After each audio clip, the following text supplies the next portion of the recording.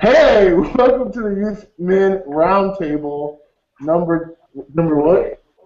28, and we're here together, Ben Reed, Frank Gill, in the same room. It's awesome. Yay. And I can't breathe, and I'm very claustrophobic, so I'm taking this off. Oh, hey, we're glad to be here. We also have from Texas, West Aiken, from Central Texas, and we also have, and we also have Keith Parker from Indianapolis, right? Or it's outside of Indianapolis. Yeah, close enough. So He's in Indianapolis like I'm in Chicago. I'm in Green Bay. So we have an awesome discussion today. We're going to talk about balancing family and ministry. And so we got some questions. If you have any questions, ask them in the Q&A. I'm in the same room, but I don't have a computer in front of me. Actually, I do have a computer in front of me. You can ask here on the Facebook group. And if you want to tweet at us, we'll get those too. So feel free to ask us your questions, how to balance your family and your ministry. So with that being said, what's the first question? Yeah. So we're just kind of talking family ministry.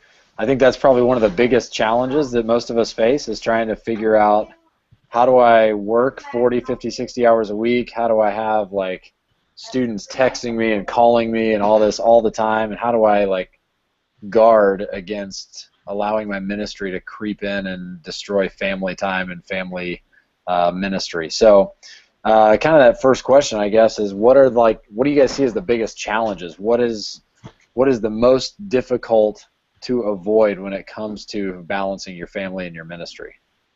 Where do you get tripped up? Yeah, Brent, you want to go first on this? Because I got a long answer. Yeah, sure. I would say the biggest challenge that I have is realistically, unless you have a trained process in your ministry, there's really no off button. There's no off switch that kind of allows you to leave work at work and allow you to focus on family while you're at home. One of the biggest issues I've dealt with in my ministry is especially when I'm like trying to watch a movie or something with my wife at night or something like that, my mind will just start constantly being, oh, I got to do this, I got to do this, I got to do this, I got to do this. And so just not being able to find an off switch or not being trained well enough to have an off switch would be the biggest challenges in my mind. Yeah, I totally see that. My long answer is I struggle with that question, and Sarah and I talk about this quite a bit, that first, like, ultimately, I know raising my kids, my ministry to my family, like, that is of utmost importance. At the same time, I've always struggled with, like, what I get when I read the Bible and what Jesus says to his followers. I don't see him being like, hey, Peter, make sure that your wife is being taken care of before you go on that mission. It's always more along the lines of, like, you got to hate your mother and father if you're going to do my work. And so I do really struggle with that, where, like, I really see, like, this is going to sound really bad, and like, if you knew me and my wife, you'd know, like, I see the validity of when Paul is saying, like, if you cannot get married, like, don't get married, where, like, it's just a distraction. And where I've seen times where my wife and I needed more time to, like, protect ourselves in our home and sort of get away from the hustle and bustle of ministry, and it did have a negative effect on our ministry at a church for a while. That I think it ultimately set us up on the wrong foot. Having said that, would I change it? No, because my wife and I needed that time apart. I needed to focus on our relationship a bit. So that's first and foremost. I see why it's easy to fall into the trap of putting ministry ahead of family. I'd say it's almost more biblical. It's not as biblical, I think, to have your family above ministry. Now, that's multifaceted, where I'm not saying, like, get divorced, sleep with a pastor, or anything like that. But yeah, I think to echo what Brent said, the greatest challenge is having that on-off switch, where I know even me, like, we'll be watching a Disney thing, and I'll be inspired about something with church leadership, and my brain will just start going with ministry stuff and not focused on what my family and I are watching. So it's easy to fall into ministry thinking 24/7 because it consumes our lives, because it's personal, it's a calling, it's all that. So. Mm-hmm. Yeah, it should probably be noted as well that Ben has a moonlighting gig as a divorce lawyer. You can reach him at 1-888 Ben Reed. Hey, So, no, but no joke. I am trying to make a Google voice phone number that would be just 847 your mom. Just so when someone asks me, like, what's your cell phone number? I'm like, oh, area code 847, your mom. And then no one will reply. that's awesome. Frank, what do you got? Yeah, I mean, I just think practically like I always check my emails, and so like remembering not to check my emails and not think, like I will find a way to do work wherever I'm at. Me and my wife we don't have kids yet, so there is a little bit more, I guess, freedom to do more work than some of y'all that have kids. But like with us, it's like even protecting my time with my wife, I'm checking my emails. I'm thinking of like what I want to do. I'll pop my laptop open on my lap and start designing something for something that week or whatever. Or now that I have Google Docs, like I'm reviewing like content, like on my phone, like, when I'm eating dinner with my wife or something. So like it's really easy. And I think there is almost like we feel like we can give ourselves a pass because it is ministry. Because if I was just like like a business guy, like I could tell a client, like, hey, I'm at dinner with my wife, I can't talk. But like, if a student wants to talk to me, it's like, honey, I love you, but this kid's cutting himself. Like, what I'm saying? Like I think we find it more of like a piety issue of like putting our family to the side, and not and focus on ministry. But I think one thing I'm growing and learning is like, there's nothing righteous about that. Like respecting your time with your family is far better than being strung out thin all throughout the week over ministry. You know what I'm saying? So like I'm learning on that, but it's still hard. Like I have a 6+ because I want more screen to see work, and that's an issue. Yeah. I think for me, it's a mindset of thinking that I am somehow going to be the salvation for that one kid. And so they send me a text and it's like, this is the moment that God has prepared me for. And so I have to respond right now with the greatest awesome youth ministry answer. And this will be the moment that changes their life forever. Like, it's almost this ridiculous complex that I'm the only way that they're going to, learn anything or know God or anything. And so the instant that they send something or say something, I have to jump on it because, and I think that's a dangerous mindset to be in, just because of the obvious application of it makes me, set my family completely to the side and focus on other things, but also because that puts me in a very egotistical spiritual category. And so I think just kind of recognizing, you know what, that kid is asking me about breaking up with his girlfriend, that can probably wait till tomorrow. And I know it's like the end of their world, but it's probably okay. And that's the challenge for me is recognizing that I don't have to jump on it right now. I can do it another time or do it later. So good things I want to share with that, but I think we got them for future questions. So I'm going to refrain, but I'll ask the next question to sort of keep it moving. But so what, our calendars can get busy. What keeps you from pruning away certain events or distractions so you can better focus on your family? What makes it hard to clear the calendar? I just think we like busyness. I think there's an element of us that in ministry it's like, man, we got this event and that thing coming up and this other thing and I'm involved with this, and I don't think many of us would say it out loud, but I think we kind of like the busyness that brings and the activity that shows. It makes it look like we're doing our job and we're doing a good job at it. Yeah. But the truth is, it's not probably a win if we have 15 events on the calendar a month and we lose our family in the process. Yeah. That's probably not a positive. Yeah, I know. It seems like this is one of Doug Field's more popular conference talks, but he talks about business a lot.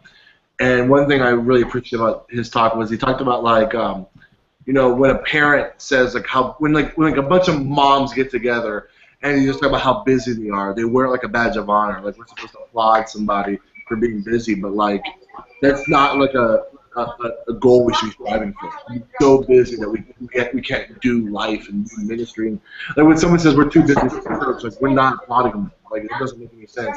And I think Right. like again going back to this point, like we think it's this like righteous thing to be so busy and have so many events in the calendar. What I love is like how churches are going to a simpler model where it's like, you know, does every single event on my calendar help what I'm going towards? Like, does it serve the purposes of the focus of what our ministry is, or are we just doing stuff to be doing stuff, right? And so, like, I love that larger churches, especially, are going towards a simpler model, and I see that across the board, like, focusing in, like, let's just do a few things very well, as opposed to doing a million things mediocre or terrible. And I think, like, with me at least, it's like every year when I look at the next 6 months of the calendar, there's this like desire in me to have something, you know, every other week. But I think like, how about we focus on having people missional in their schools? How about we focus on organic relationships that just happen, like, you know, an event that just exists because we happen to all be together at a restaurant or something, as opposed to like planning everything out and forcing ourselves to be busy. Because at the end of the day, though, like if your calendar is full but your family is terrible, then you're not winning. You're losing tremendously in that. So. Yeah, I would say that definitely in that instance, as far as what keeps me from pruning away, I try to prune as much as I can. So one thing that my wife and I do is we try and either set aside one night a week that is like untouchable. No one plans anything, no one does anything. It's just our night. And now, granted, of course, there's weeks that maybe that might get interfered with, but at the same time, we intentionally try and plan. And then another thing is we make intentional times weekly to where there is family time. My wife has tried to implement something that I still struggle with, but all cellular devices and computers and everything else are turned off for the first hour and a half after we get home from work. No technology or anything. It's time to be home and actually interact with our family, and that's been great. It's been something that I think's helped us a lot. But it's just one of those things. Not necessarily what keeps you from pruning. Just at least in my mind, you got to make that day, and sometimes that's the biggest thing. Is like Frank said, there's so many things we can plan. And there's so many things we can do. I try and keep everything on. This sounds so cliche, but I try and keep everything on church days. So I try and keep most of the youth activities that are at least at church on Wednesdays and Sundays. Because I know that there's ministries that I'm in. I also do communications and a few other things in our church. And those are going to pull me away on Tuesday, or those are going to pull me away on Thursday. So it's really just you got to work on your calendar, and you got to work on event planning to where it coordinates with your family. Yeah. I'm not going to answer this question. Again, stuff's going to come up in the next question. But the next question we've got is, what is the biggest success you've had in balancing family and ministry? So sort of combining those two, where, yeah, I think the biggest success, something we're trying to do, is limit our events. That I think, re-asking the question above, what is it that makes us feel like we have to have more events? I think almost busyness, where we feel like if we don't get students together every week, that they're not going to be friends, and they're not going to remember a youth group. And so I feel like if we don't have an event as often as we need to, we're not doing our job. Something that I really feel like I'm learning a lot this year is that church is the most important thing to me right now, being in ministry, but that's not the case for 99.9% of our students. And so I shouldn't calendar like it is the case for all of our students when it's not. How do I leave more free time, like Frank was saying, to be missional and all that? The biggest success that we've had, my church upgraded my computer, and it's Mac Mini, so I can't take it home with me. So it's easy to leave work at work when I'm not bringing it home in my backpack. Tough part of that is when I do got work to do, I gotta put the kids to bed, put my wife to bed, and then go back to the office until like 1 in the morning because I don't have my laptop at home. But that's a lot. That's good. That's a big success you've had in balancing family ministry. I think for me, something I started doing is making it a point to never be on the phone when I walk in the door to my house. So if I'm making a phone call or talking to somebody or a parent calls or whatever, even if I have to stay in the driveway an extra few minutes, like I finish the phone call and then I put my phone in my pocket and I walk in the house. So then when I'm there, I'm present with my family and I'm not on the phone trying to do 18 things at once. That's just a small thing, but it's had some good dividends. Yeah, I do that same thing. Along that same line, we used to live in a parsonage, and my walk from my office to my house was like 60 feet. That was the worst because I enjoy my drive to debrief. My dad was a pastor for 40 years, and so when I leave work, I usually give him a call just to sort of process through whatever I need to process through ministry-wise. So when I get home, I'm ready to play Thomas the Train with my son for the next 2 hours and build a giant train track. So that helps a lot. Yeah, I'm in that current situation where I don't even think it's a 60-foot walk.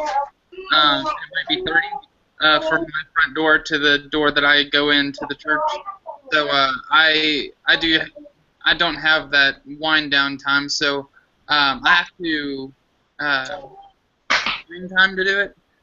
Whether that be just kind of close off everything to the last bit of my office time, or my son goes to preschool here at our church, so I have to walk downstairs and get him out, and I use the time that we're walking home to kind of debrief so I can play with him when I get there. But it's a big thing is, yeah, you have to find that debriefing time. But the biggest success, I would say, is I would say I prioritize my youth calendar with my wife and family first. Yeah. We look at our calendar and then we schedule the church calendar or the youth calendar.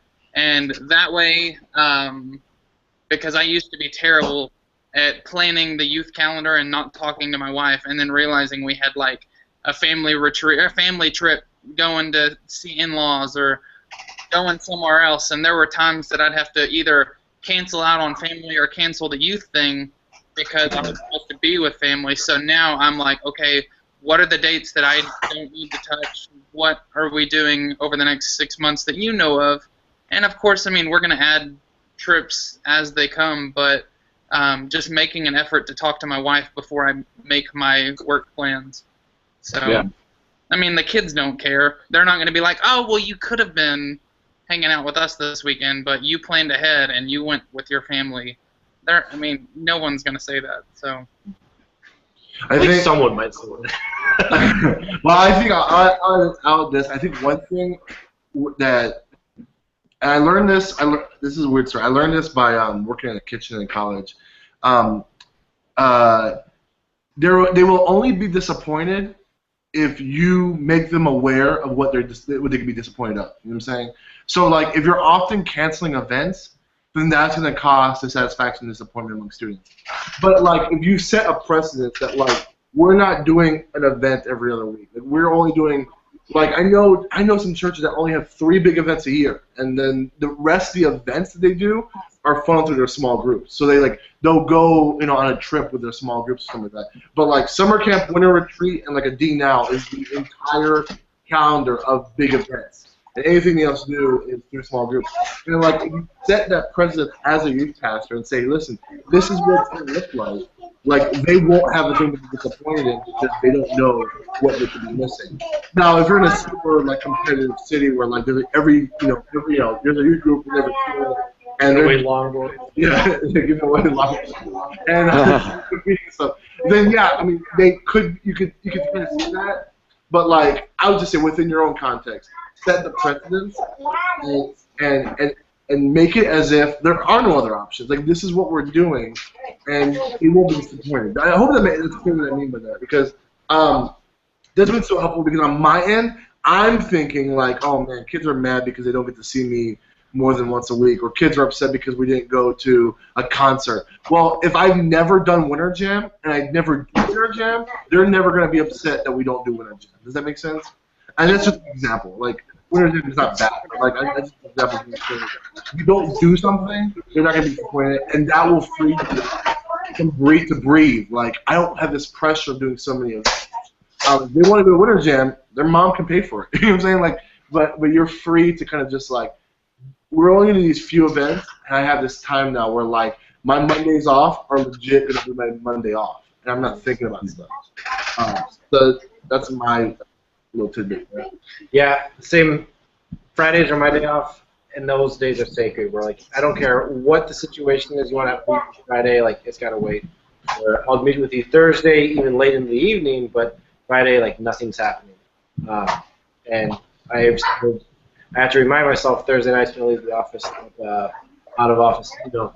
I ain't looking at email on Friday or Saturday. Deal with it. But not really. I'm not as jerkish about it, but yeah, you get what I'm saying. All right, so we had a community question from Chris Coker, and we're going to try to answer that now. So hit select. Who are other leaders that you learned from about how to balance family and ministry? We recommend any resources for those watching about balancing family and ministry. Do you have anything? Yeah, I'll say our senior minister just has created a culture of family first among our staff, and so like if we've got, hey, it's office time, but your kids get a doctor's appointment, like you go to the doctor's appointment, or if there's a church potluck and your kid's playing a soccer game, like go to the soccer game. Like that's the more important thing. And obviously those things can get a little blurry, those lines can get a little fuzzy here and there, but for the most part it's very clear from the leadership down that family is first. So that's been a good thing that's been modeled for me by our senior minister here. I'm actually taking family ministry right now at Liberty, so I am reading all kinds of textbooks, stuff like that. One of the books that I had to pick up for this class is called Shepherding a Child's Heart, and it's by Ted Tripp. You can get it on Amazon for like $10-15, I think. But it's a pretty cool book. It talks about, it's more geared towards family ministries as a whole, but it has a lot of parenting style issues, and it talks about how to balance family and job, how to focus on family when you have family time, and how to basically make sure that there's a dividing line. Yeah. So it's a pretty good book. When you first said that, I know Liberty wouldn't say this, that's why if you go on Amazon and buy that Shepherding a Child's Heart, make sure you get that copy and not the older copy. There's a book that has a similar name that there is. Do not get the other one. The guy encourages you to, like, when the child disobeys, whip them and leave them in the dog shed for 5 hours. So, like, not like that exact scenario, but stuff like that I think he got arrested because it was like just straight child abuse. So, like, not so much shepherding your child's heart as much as like beating the heart out of your child with a shepherd staff. Yeah, I think sort of piggybacking, Frank sort of said this idea, and it was something that Tom Shefchunas out at North Point shared with me a few years back at Orange, about that they only do 4 events a year. Just that whole idea of like, only do a handful of events as a big group so that you can do them really well, and then small groups do the rest. And that's something that I really emulate in our ministries is getting down to only a few big events like the winter retreat, summer camp, stuff like that. And then the stuff that I used to have on my calendar several years ago as a youth ministry, like we're going to go to laser tag place, or we're going to go putt-putting, or we're going to go roller skating. Like just sort of hangout stuff, let the small groups do that, and like if they invite me, I'll go. But we put that more on our small group leaders and say, hey, you guys are more than welcome to combine, but you end up not having a youth sanctioned event to go roller skating, just having a small group sanctioned event is we don't have to get waivers. So if somebody breaks their leg and they're just with you, not as big of a deal as if they break their leg and they're with the youth pastor and the youth pastor against you. So that's something that we do. That was a good. So Tom Securus is the leader that I look for in the ministry. That's why I can miss. Rick, you got anything else? Nope. I think you answered it. Cool. We did an awesome job answering the question. So no one should ever have any more questions about that. According to Frank. It's finished. No. Nailed it. Not it's finished. It is finished. Yep. I think we There's one more question. Yeah, one more question. If you Yeah. could give one piece of advice when it comes to balancing family ministry, what would you say to your fellow youth ministers? Yeah, I'll go. I think when it really comes down to it, a lot of the difficulty that we have in balancing family and ministry is very self-inflicted. And no one is going to care more about your family and your ability than you are. So, you know, your elders and your leaders and your senior pastors probably aren't going to fight and battle so that you can have more family time. That's probably not on their radar. So you've got to be the one to control it. You've got to be the one to prioritize it, and you've got. So that's what I would say. Like, make it a priority and find a way to do it. Yeah. I'll say this, like, you will get praise for how much hard work you do, right? Like, and it feels good to get that praise. It feels good to, like, man, you spent so much time. I mean, you sent an email on Sunday. Like, that's great, you know, and, like that praise feels good. And then one thing you realize as that goes is, like, the amount of work you put in, you realize is not sustainable during the work week. And, like, that praise is like a drug. Like, I want to keep that praise in order that I can still feel good about myself, but you realize that's going to seep into your family time. And, like what Keith said, no one cares more about your family than you. And, like, if that's willing, I mean, you have to understand that you might not get, like, 100 pats on the backs once you start focusing on protecting your family time. And that's okay, because at the end of the day, I just want to hear Christ say your family well, more than, you know, someone's mom that said, you know, thanks for texting my son about his girlfriend. Like, I think that's going to be way more important at the end of the day. And so protect that time, man. Protect your day off. Protect that other day off if you get 2 days off or whatever. Spend time with your family. And also, one thing I would add, especially to ministers, and we don't necessarily always get our Sundays to ourselves, is try to find time in the year to worship with your spouse and worship with your kids and have your kids see you worship. So if you have responsibilities on Sunday, and so, like, you're running around, and so it's just like your mom is being a single mother with her kids on Sunday, try to find a couple times where it's like, can I just sit there next to my kids and worship, or next to my wife? Because I think that's super important that your kids don't necessarily always get to see, and your spouse is going to be way more grateful to be able to sit next to you and worship on Sunday. So protect that time and be there intentionally to worship with your kids and family. Sure. I would say avoid the lie of quality over quantity. I think that is a load of poop. And honestly, you gotta make time for your kids. I'm sorry, there's no such thing as giving them an hour of quality time versus your entire day of quantity time. It doesn't cut it. You have to be there for your family. You have to be there for your kids when you have them. So don't buy into the lie of you being able to just dedicate yourself and be strictly there for your kids for 2 hours so you can go do this for the rest of the day. You gotta break that time, and you gotta allow time for your kids and your family, because if you don't, like we've said throughout this entire discussion, you're going the wrong way. It's gonna go downhill. And I would say, not to go against what you're saying, my piece of advice: ultimately, being in ministry is a sacrifice, and ultimately being in ministry requires a lot of you. And I would say, you're having such a tough time balancing family and ministry. One of the things you can think about is don't let it be your family. Yeah. That make sure if you're unmarried and you're in ministry that whoever you do marry is committed to the lifestyle, because it does demand a lot of you. And if you're not willing to, sometimes say, hey, honey, I'm not going to sit here for 5 extra hours just playing Thomas because I got a youth event. Like ministry still needs to be a priority in that.